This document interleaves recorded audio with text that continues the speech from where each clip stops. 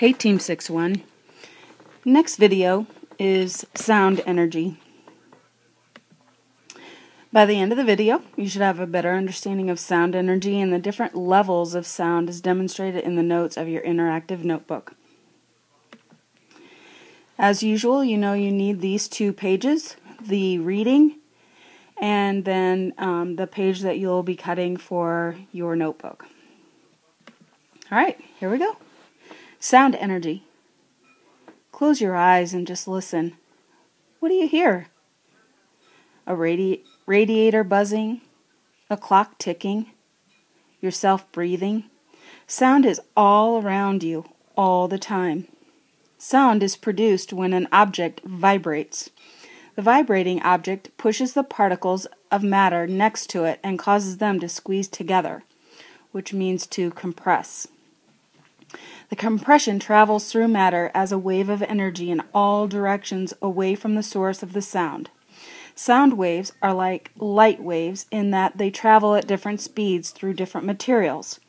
Sound typically travels faster through solids than liquids, and faster through liquids than gases. For example, sound travels through glass at 4,540 meters per second, but travels through water at 1,520 meters per second.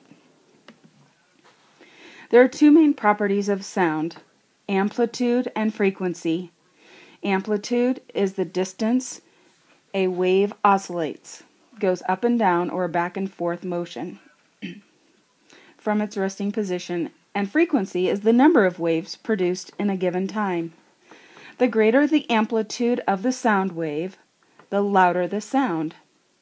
Loudness and sound is measured in units called decibels, and it's abbreviated a small letter D and a capital letter B. The softest sound that can be heard by the human ear is assigned a decibel level of 0. The average human can safely hear sounds between 0 and 120 decibels. Anything louder than that can severely injure your ears. The frequency of a sound wave determines its pitch, or how high or low the sound is. Loudness and pitch are not necessarily related. A high-pitched sound can be soft, and a low-pitched sound can be loud. The higher the frequency of a sound wave, the higher the pitch. For example, an opera singer produces sound waves at high frequencies and at a higher pitch. A trombone has a lower pitch with lower frequencies, but still can be as loud as the opera singer. Sound travels much more slowly than light. That is why you often see a flash of lightning before you hear the thunder.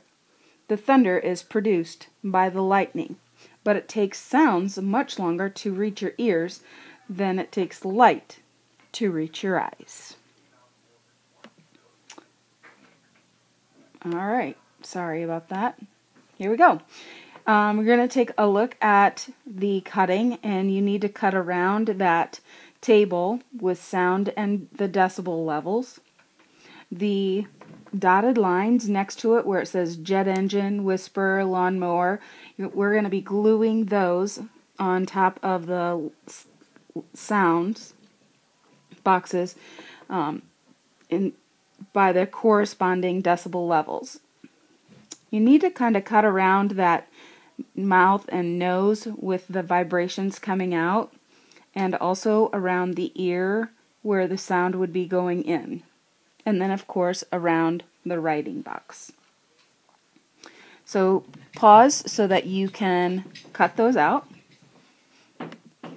Alright, you need your interactive notebook, and this is going to be glued onto pages,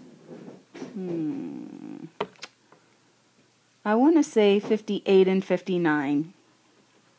So if we have a break in there, that's fine. Pages 58 and 59.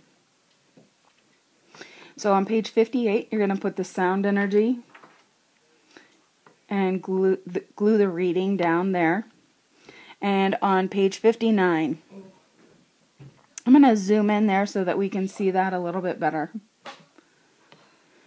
So on the top, we want to label sound energy, and then the voice, you're going to glue that in the upper left-hand corner of the right side, and then you're going to write vibration, because when people talk, it's your Adam's apple that's vibrating, and that vibration is being released from your mouth.